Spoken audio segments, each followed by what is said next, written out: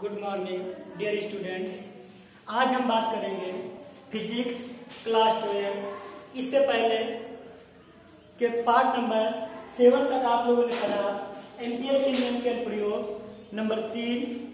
अब हमें पढ़ना है एम्पियर के नियम का अनुप्रयोग नंबर 4, टोरॉइड के अक्ष पर चुंबकीय क्षेत्र। इससे पहले पढ़ा था प्रणालिका के भीतर चुंबकीय क्षेत्र। अब टोरॉइड क्या होता है, हम पहले बात करेंगे टोरॉइड क्या है। तो टोरॉइड एक वलय छल्ला जिसे रिंग कहते हैं, रिंग तरीके का होता है। उसके ऊपर कसकर तांबे का तार लपेटा जाता है जो व्यवस्था बनती है, उसी को टोरॉइड कहते हैं। या दूसरे शब्दों में ये कहें, किसी प्रणालिका को मोड़कर एक जो आकृति दी जाती है उसी को हम टोरॉइड कहते हैं। देखिए टोरॉइड किस आकृति का होता है।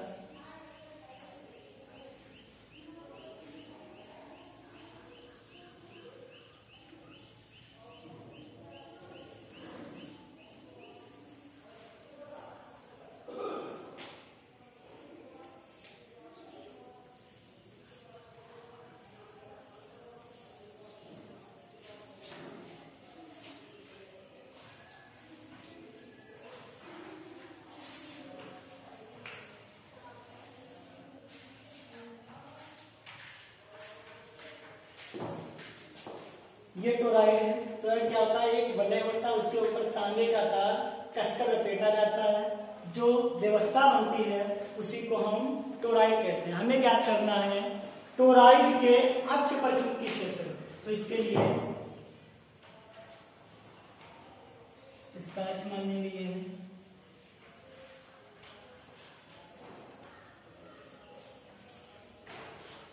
टोरॉइड के केंद्र से इस पृष्ठ तक इसकी दूरी r है। एक दूसरा हम समझने की चित्र बनाएंगे।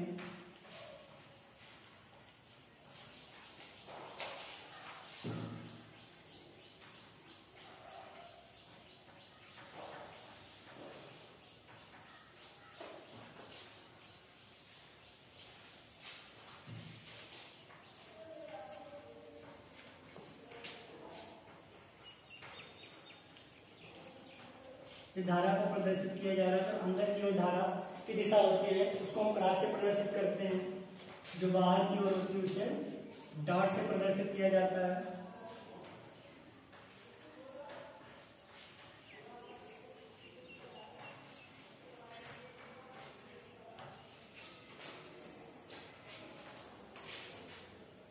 इस केंद्र से यहाँ तक की दूरी r है और इसमें आगे यहां से एक तार को जोड़ते हैं। आई एम्पियर की धारा, एक तार में आई एम्पियर की धारा प्रवाहित होगी और वही निष्कासित होगी। तो लिखेंगे सबसे पहले, माना एकांक लंबाई में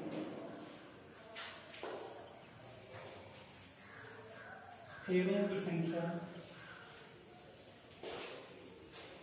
इस माने में क्या मान लीजिए, जो टोरॉइड है, टोरॉइड के एकांक लंबाई है। मान लिया इस वाले सिरे में एक सिरा है, मान लिया यहाँ से यहाँ तक, तो उसमें एकांक लंबाई में फेरों की संख्या n है। जिनके स्थान पे 2, 4, 6 और 10 कुछ भी हो सकता है। अब एक तार में से आई एम्पियर की धारा बह रही है, तो एकांक लंबाई में बहने वाली धारा क्या आ जाएगी, एकांक फेरों में बहने वाली धारा, बहने वाली धारा। एक तार में से आई एम्पियर की धारा बह रही है और उसमें n फेरे एकांक तक, तब धारा क्या हो जाएगी, ni। धारा का मान क्या आ जाएगा, ni। अब हम यदि इस पूरे परिपथ की धारा ज्ञात करें, ये जो टोरॉइड दिया है, टोरॉइड के पूरा एक जो ये इसका पृष्ठ दिया है, एक वृत्ताकार वलय बना, इस वलय की यदि हम पूरी धारा ज्ञात करेंगे तब क्या आएगा,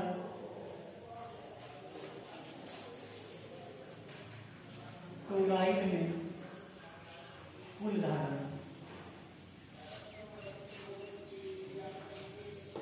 एकांक फेरों में बहने वाली धारा NI है और इसमें जो N लिया इसकी टोटल एक परिधि होगी, ये वलय के रूप में वृत्ताकार होगा, वृत्त की परिधि होती है 2πr, तो टोटल इसकी धारा हो जाएगी NI 2πr। अब हमें याद करना चुंबकीय क्षेत्र। इसमें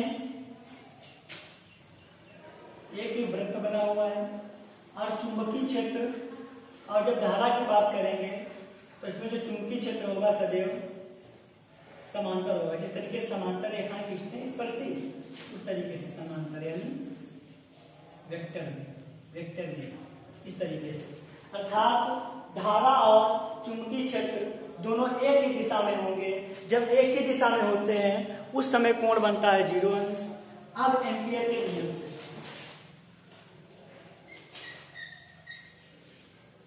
एम्पियर के परिपथी नियम से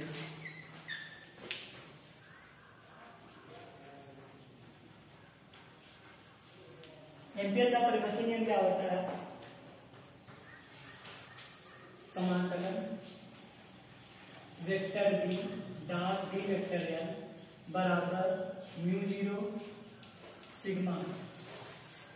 अब जो वेक्टर का निशान यहां से हटाएंगे तो ये हल करने पे क्या आ जाएगा? वेक्टर हटेगा, आ जाएगा बी dl cos थीटा बराबर μ0 sigma. B dl cos theta का मान क्या है यहाँ पे? 0 अंश। तो क्या आ जाएगा आगे हल करने पर? बी dl cos 0 अंश बराबर μ0 सिग्मा।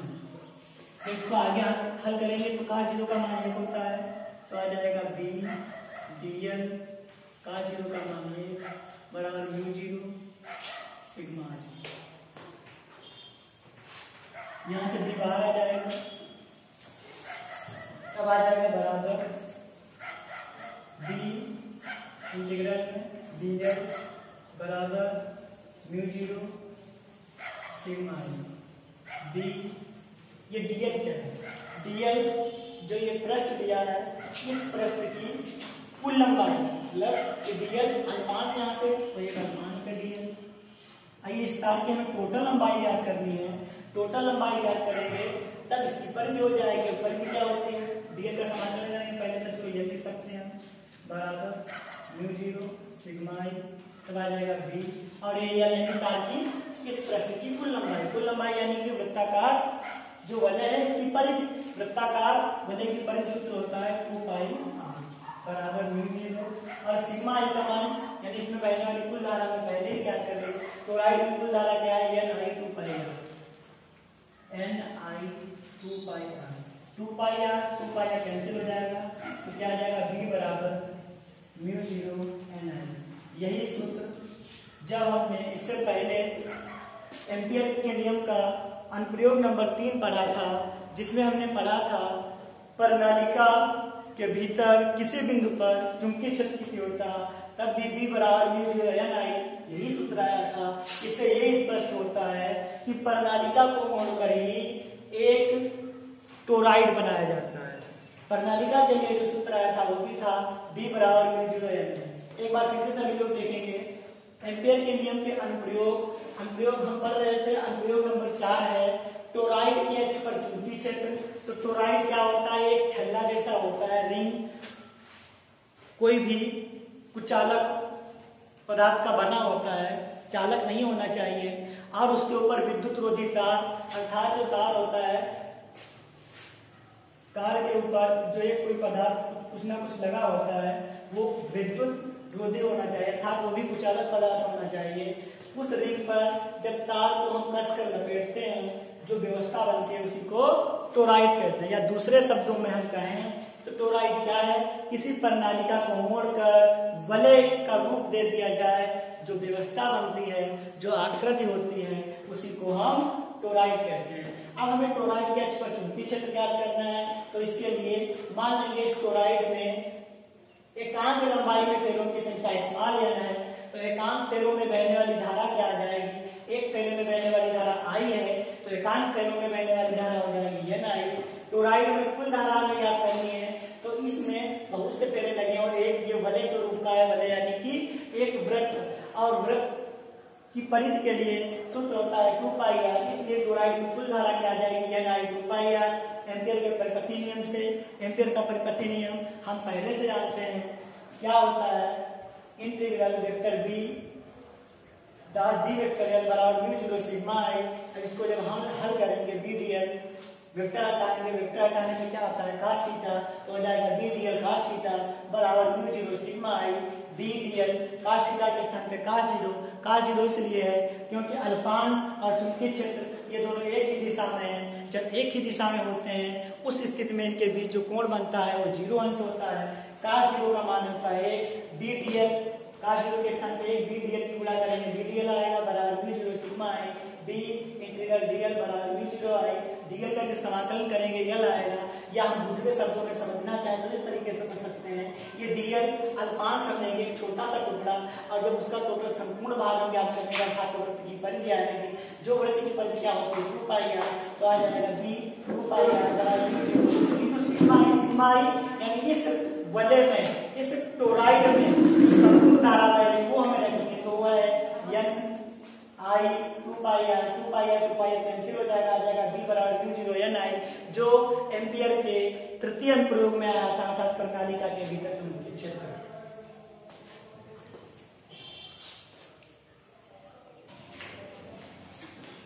अब हम बात करेंगे दो समांतर धारावाही चालकों के मध्य बल। इससे पहले जब हम शुरुआत में चैप्टर पढ़ रहे थे तो पढ़ा था धारावाही चालक पर लगने वाला बल, अर्थात एक चालक तार दिया था उस पर हमने बल ज्ञात किया था। अब यहाँ पर धारावाही दो चालक तार होंगे, उनके मध्य हमें बल ज्ञात करना है। तो इसके लिए मान लेंगे कागज के लंबवत एक PQ नाम का ये चालक तार है जिसमें I एम्पियर की धारा बहेगी। एक दूसरा चालक तार है, ये भी कागज के तल के लंबवत रखा है, इसका नाम है RS, इसमें भी I एम्पियर की धारा है। इन दोनों की दिशा एक ही है और इन दोनों चालकों के बीच की दूरी r है। ये जो चालक तार है इनके बीच की दूरी r है।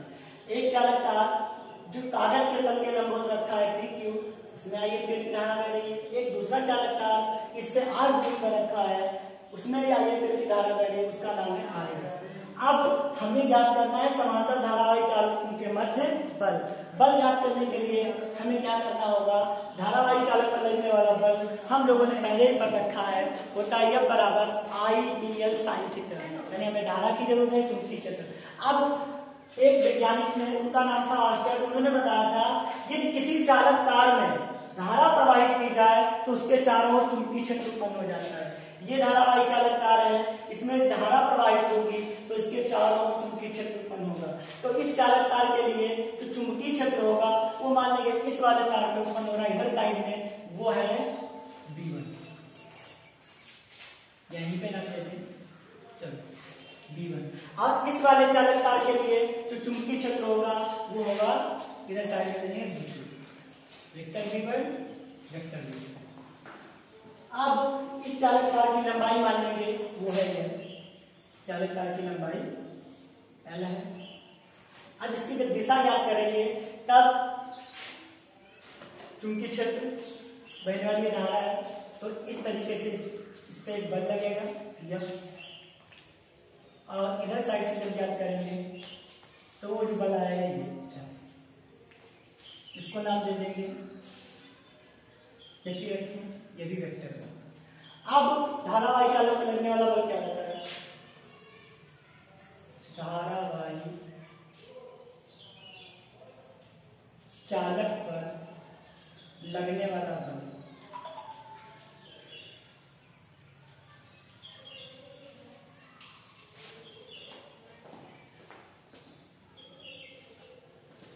धारावाही चालक पर लगने वाला बल F बराबर IBL sin थीटा। हमें PQ तार पर पहले बल ज्ञात करना है, तो लिखेंगे PQ तार पर लगने वाला बल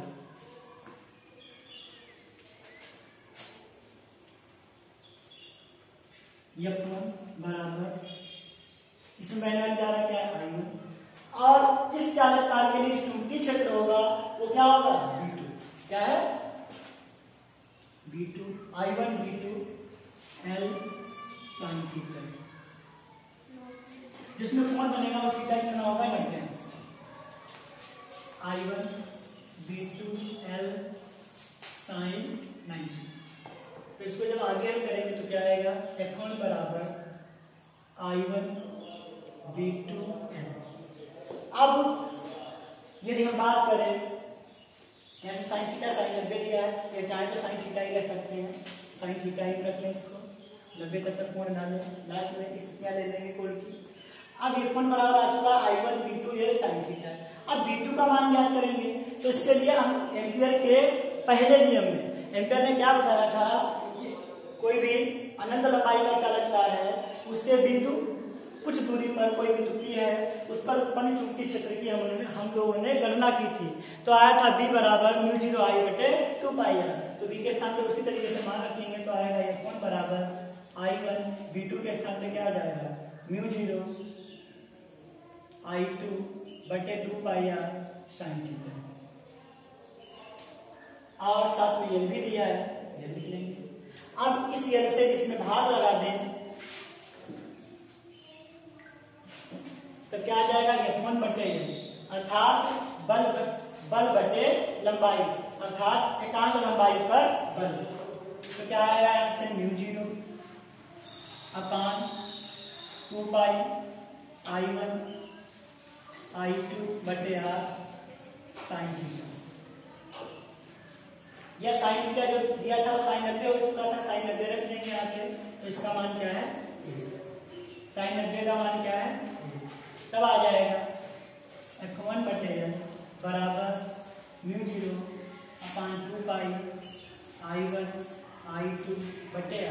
ये इसमें हम 2 से गुणा और 2 से भाग कर दें तब क्या आ जाएगा F1 बटे बराबर μ0 अपान 4π 2 I1 I2 बटे r। ये F1 बना आ चुका है चालक तार PQ के लिए। इसी प्रकार हम चालक तार RS के लिए याद करेंगे। RS तार पर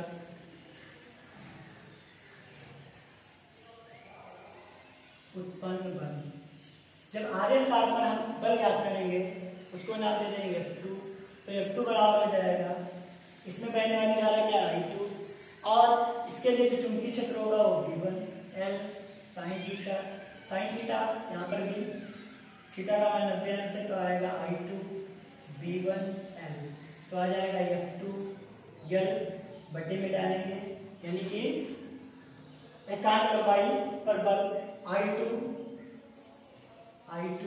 इंटू V1 क्या करेंगे तो एम्पियर के परिपथी नियम से, एम्पियर का परिपथी नियम का अनुप्रयोग नंबर 1 क्या था, किसी धारावाही चालक तार से कुछ दूरी पर एक बिंदु P था, उस पर उत्पन्न चुंबकीय क्षेत्र जो हम लोगों ने ज्ञात किया था तो आया था μ0 I यहाँ पे I1 बटे 2π r। F2 बटे बराबर μ0 अपान 2π I1 I2 बटे r।